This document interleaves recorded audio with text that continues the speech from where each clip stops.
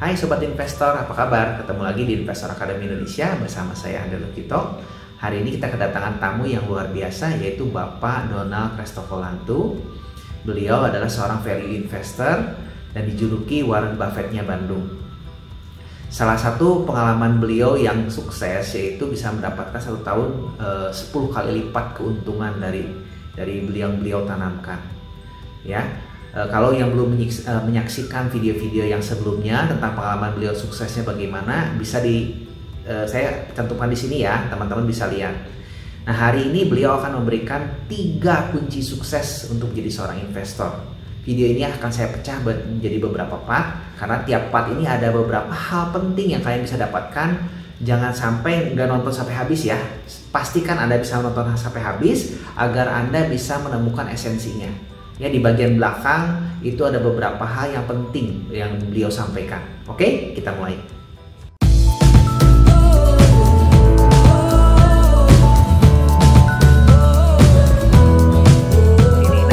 Hari ini beliau istimewa sekali ingin membagikan 3 kunci sukses untuk investor.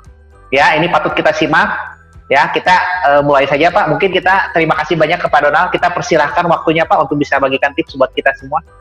Ya, sama-sama Donald. Jadi mudah-mudahan ya kan kita itu kan pingin, saya itu pingin melihat gitu ya, banyak anak muda itu bisa berhasil di saham, karena emang saham itu terbukti jalan paling mudah, simple gitu ya, simple dan mungkin cepat gitu ya untuk bisa menuju financial freedom.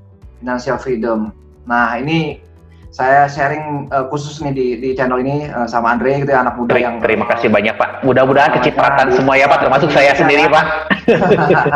Ya, biar banyak yang bisa mungkin kan umur 20 bisa financial freedom, umur 40 ya, di umur 40 gitu ya bisa pensiun dini tanpa harus berpikir lagi bagaimana mencari uang gitu kan, karena uang sudah bekerja buat dirinya sendiri gitu kan. Kita ngikutin Kiyosaki. Nah, ini saya ingin sharing itu. Jadi emang kenapa saham itu bisa menjadi kendaraan ke sana, ini yang saya jelaskan kunci sukses keberhasilan. At least saya udah baca dari banyak buku gitu ya, dari Warren Buffett, Peter Lynch, termasuk dari Tony Robbins dan berbagai sumber yang lain. Nah, ini saya sharing. Tentu ini pengalaman saya. Teman-teman juga mungkin punya pengalaman yang mirip atau mungkin berbeda, tapi ada bisa belajar 1 atau 2 gitu ya, atau lebih. Yang bagus diambil, yang nggak cocok ya dibuang aja gitu kan. Jadi mungkin bisa mengembangkan metode sendiri, tapi at least saya ngasih kerangkanya gitu Andre. Oke, terima kasih Pak. 3 kunci sukses itu biasanya saya itu mulai dari prinsipnya dulu. Jadi dari prinsip, setelah itu saya akan bicara soal strategi, baru nanti taktik yang lebih operasional. Kita bicara skemanya seperti itu. Jadi dari yang tatarannya paling tinggi, prinsip, baru ke strategi yang lebih general, baru kemudian kita bicara soal taktik yang lebih taktis, lebih teknis. Oke, pertama gitu ya, dari segi prinsip, kalau menurut saya itu ada 3 prinsip yang perlu kita pegang, yang perlu saya pegang. Ini kan cerita kehidupan saya gitu ya. Jadi saya sharing menurut saya hasil dari pembelajaran tadi, baca buku dan pengalaman selama kurang lebih 5 tahun, masih baru sih sebenarnya gitu ya. Tapi mudah-mudahan masih bisa terus belajar. Yang pertama tadi, terus belajar ya kan. Kita jangan berhenti belajar, karena di saham ini gitu ya, sebenarnya faktornya itu di kita. Beda kalau di bisnis ya kan. Kalau di bisnis kayak Andre bisnis buka toko gitu kan, itu kan harus pusing sama karyawan, sama konsumen, supplier, ada aja masalahnya. Nah, kalau di saham itu cuma diri kita sendiri ya kan, cuma di diri kita sendiri. Sehingga kalau kita belajar, kita baca, itu worth it gitu ya, worth it. Jadi the more you learn, the more you earn, itu benar, itu dari Warren Buffett gitu ya. The more you learn, the more you earn. semakin banyak kita belajar, semakin banyak kita dapat hartanya. Nah, kira-kira seperti itu. Apa yang kita dapatkan secara finansial itu berbanding lurus dengan effort kita dalam belajar. Ya kan? Belajar seperti apa sih? Ya kan? Kalau umpama di saham itu seringkali kita dengar yang namanya konsep RTI. RTI itu reading, thinking, and investing. Jadi nggak langsung yang namanya saham itu nggak langsung kita langsung invest, ya kan? Beli saham apa nih hari ini? Wah, kayaknya saham pasti lagi kita beli ikutan. Nah, nggak kayak gitu. Jadi polanya adalah kita baca dulu, ya kan? Baca yang pertama teori-teori tentang value investing, tentang fundamentals, bagaimana sih kita menganalisis sebuah saham secara fundamental. Nah, kita baca tuh sumber-sumbernya dari mana? Dari buku-buku, ya kan? Dari buku-buku terkait dengan Warren Buffett, Peter Lynch, Benjamin Graham, itu banyak. Ada semua di luar sana, bahkan di internet tuh kita bisa akses e-booknya gitu ya. Kadang-kadang kita bisa dapat dari grup ke grup itu yang gratis e-booknya gitu, entah dari mana gitu. Tapi ya itu kelebihan zaman sekarang. Semua bahannya ada, faktor yang kita kendalikan cuma diri kita sendiri. Nah, mau nggak kita belajar, ya kan? Bagusnya, idealnya emang full time. Kayak Warren Buffett, emang kerjaannya full time 6 jam sampai 8 jam. Dia baca keuangan, ya kan? Setelah teorinya dipahami, kita baca, mulai memahami tentang emiten itu, ya kan? Baca laporan tahunan, baca update terkait dengan dunia bisnis, gitu kan? Sehingga kita bisa memahami kondisi bisnis secara umum. Konteks kalau mama kita investnya di bisnis Indonesia itu seperti apa. Nah, ini yang kita lakukan. Work and home full time juga. Jadi kerjanya tuh baca koran, laporan keuangan, laporan tahunan. Kadang-kadang datang ke public exposure gitu ya. Tapi banyak di antara kita, termasuk saya gitu ya, itu nggak bisa kita full time, ya kan? Kayak saya itu full time, saya dosen ngajar di SBM ITB, itu yang kegiatan utama. Nah, saham ini sebagai kegiatan sampingan gitu ya, ya saya nggak bisa 6-8 jam sehari, itu nggak bisa. Jadi saya pastikan saya belajar itu kira-kira 3 jam lah. Ya kalau mama ada kesibukan padat ya 2 jam. Tapi kalau mama kira-kira agak kosong gitu ya, mungkin weekend juga saya bisa 4 jam. Jadi tiap hari saya usahakan kira-kira 3 jam untuk baca-baca laporan keuangan, laporan tahunan, update bisnis gitu ya, mencari saham yang murah, analisis. Itu worth it. Karena mungkin gitu ya, effort yang utama itu, yang terbesar itu di sini. Untuk mencari perusahaan yang bagus, yang salah harga gitu kan, dan punya prospek yang besar ke depannya. Ini yang usaha mungkin yang terbesar, secara waktu dan effort itu kita harus lakukan di sini. Begitu kita dapat, ya itu worth it gitu ya. Jadi misalnya kita spend waktu seperti itu 3 jam sehari, tapi gara-gara 3 jam itu kita bisa mendapatkan keuntungan miliaran rupiah. Coba, bisnis atau profesi apa yang bisa memberikan return kepada kita kalau kita spend waktu 3 jam sehari? Ya kan? Bisnis atau profesi apa tuh yang bisa memberikan return sebesar itu? Sangat jarang, ya kan? Kecuali mungkin jadi kayak Andre lah, YouTuber, ya kan? Sambil seperti ini dapat belajar jadi YouTuber, Pak. Dari YouTuber mungkin lah, ya kan? Tapi kan itu juga sangat sedikit. Itu nggak sulit ngebangun di awalnya kayak Andre kan, nggak sulit. Mungkin malah lebih dari 3 jam sehari. Effort untuk buat video, rekaman, marketing, mungkin lebih dari 3 jam effortnya. Walaupun pendapatannya mungkin one day bisa lebih besar gitu ya. Bisa kayak Atta Halilintar 24 miliar itu berapa? Sebulan atau jadi profesi apa yang bisa memberikan return gitu ya, miliaran dengan kita cuma spend waktu 3 jam sehari. Jadi emang saham ini luar biasa gitu. Nah, tapi ya sebaliknya kita harus baca, otherwise ya nggak akan bisa gitu ya. Jadi prinsip pertama itu harus rajin belajar. Keinginan untuk belajar itu kan ada passionnya, ada keinginan untuk baca, mengulik, menganalisis. Nah itu modal pertama secara prinsip. Jadi mau belajar, mau baca, ya kan, mau baca. Walaupun ya kadang-kadang nggak harus baca, dengerin video Andre ini dimudahkan nih. Anak-anak milenial kan senengnya kan mungkin nggak terlalu seneng baca, tapi dengerin video. Iya, mantengin aja YouTube-nya Pak ya nanti Pak.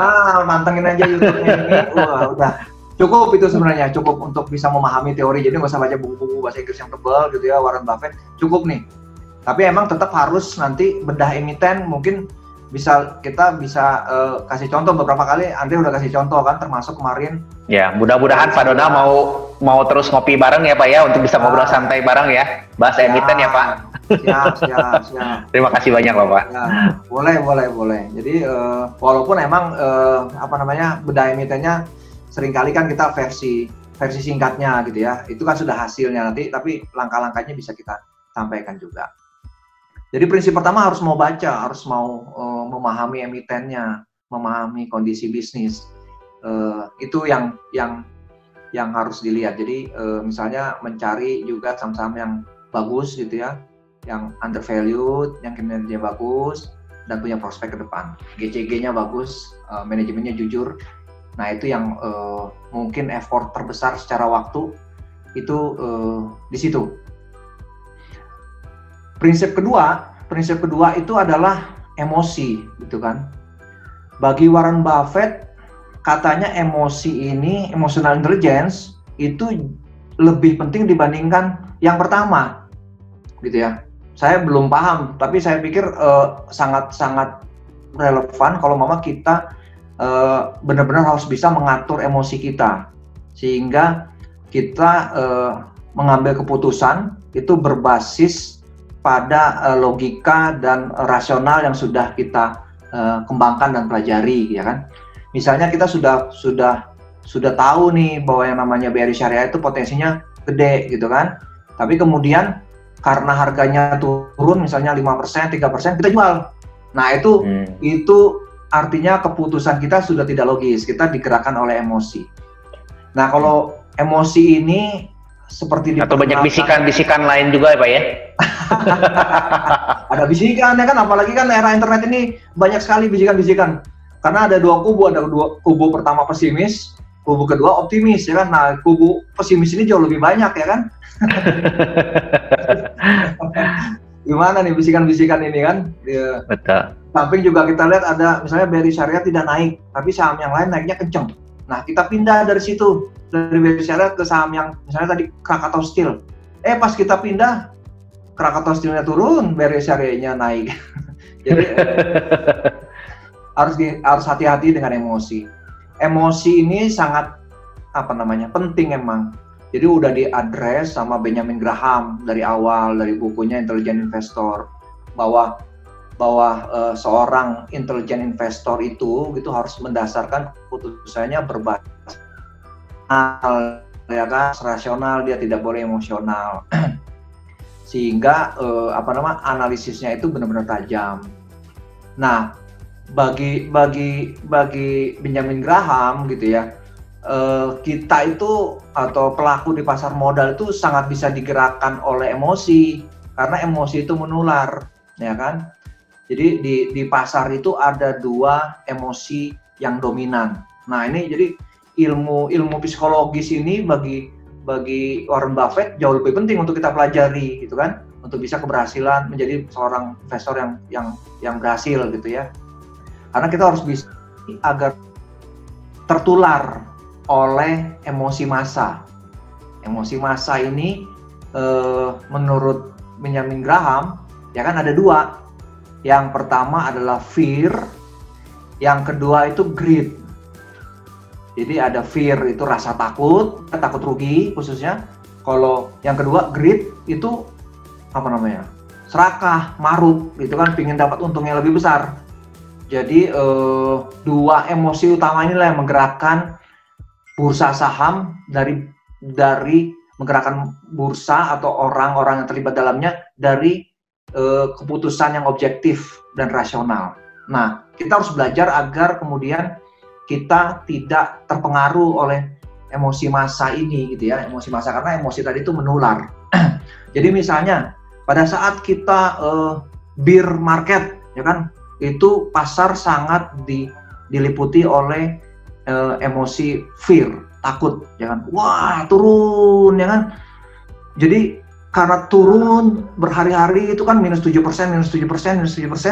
orang-orang itu pada cut loss, ya kan.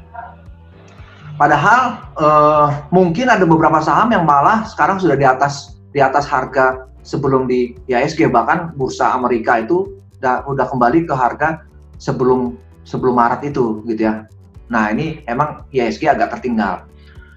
Jadi jangan sampai kita kemudian mendasari keputusan kita karena fear-nya itu tadi. Padahal kita sudah menganalisis secara dalam, kita udah tahu prospek perusahaannya, kita udah tahu bahwa perusahaan ini bagus, manajemennya jujur, gitu ya. Tapi kemudian kita terpengaruh oleh fear-nya itu tadi. Nah, itu jangan sampai. Atau yang kedua, gitu ya, kita terpengaruh oleh rasa greed. Nah, ini terjadi umumnya pada saat kondisi pasar bullish. Jadi pasarnya sangat bergairah, harga sahamnya naik gila-gilaan. Nah, ini kayak di Amerika sekarang. Jadi valuasinya sudah tinggi, gitu ya. Orang banyak yang beli, misalnya Apple, Facebook, sama apalagi misalnya Zoom, gitu ya, atau Amazon. Harganya udah tinggi sekali, valuasinya tinggi, gitu ya. Tapi tetap aja orang masih tetap beli karena ingin merasakan keuntungan yang lebih besar lagi, ya kan. Dia ingin mendapatkan keuntungan itu. Nah, itu berbahaya. Jadi once keputusan kita dipengaruhi oleh fear atau bullish itu atau greedy, itu berbahaya. Saya juga pernah mengalami hal seperti itu beberapa kali, harus cut loss karena tadi fear gitu kan. Misalnya kemarin di MDLN, saya misalnya takut nih karena mungkin ada yang salah informasi, saya cut loss, ternyata dia naik misalnya. Terus di masa-masa bullish, ya kan, saya juga pernah belajar bahwa greed itu berbahaya. Jadi pada saat saya mendapatkan keuntungan yang luar biasa dari INKP, saya itu ingin mencari saham-saham seperti INKP lagi. Padahal gitu ya, kemudian perhitungan saya itu tidak tepat atau datanya kurang lengkap. Tapi saya paksakan untuk masuk ke saham-saham seperti itu, malah justru rugi. Dan ruginya cukup besar gitu ya. Jadi hati-hati dengan emosi. Usahakan agar kita mengambil keputusan itu berbasiskan rasional, objektivitas gitu ya, data, hasil dari riset kita mengenai saham itu. Kenapa kita bisa invest? Tentu kita ada berbagai perhitungan, kita ada berbagai alasan disertai dengan data dan informasi yang mendukung.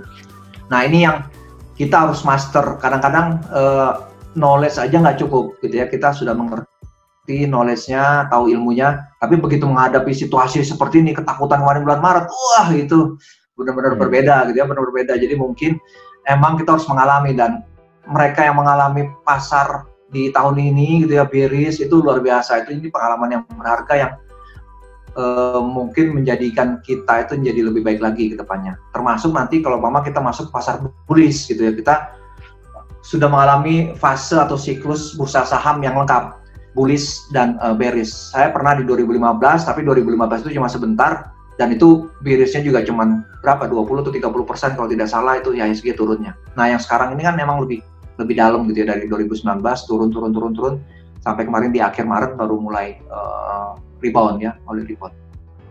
Nah, itu yang kedua. Jadi coba belajar untuk mengambil keputusan yang tidak didasarkan oleh emosi akan rasa takut rugi, sama emosi greed ya, maruk. Nah, poin yang ketiga ini sebenarnya nggak banyak pengalaman yang kita bisa ambil dari beliau, dan tentunya ini tidak dapatkan hanya di buku atau di teori-teori. Kita bisa saksikan langsung secara live bagaimana seorang value investor jatuh bangun, dan benar-benar kita bisa belajar dari pengalamannya. Nah, kita tunggu video-video yang berikutnya masih dengan prinsip-prinsip yang nggak kalah pentingnya, yaitu prinsip yang ketiga yang belum dibeberkan, dan beserta 2 kunci sukses lainnya juga yang belum dibeberkan. Saya akan beberkan di video-video yang berikutnya. Oke, ditunggu ya. Sampai jumpa.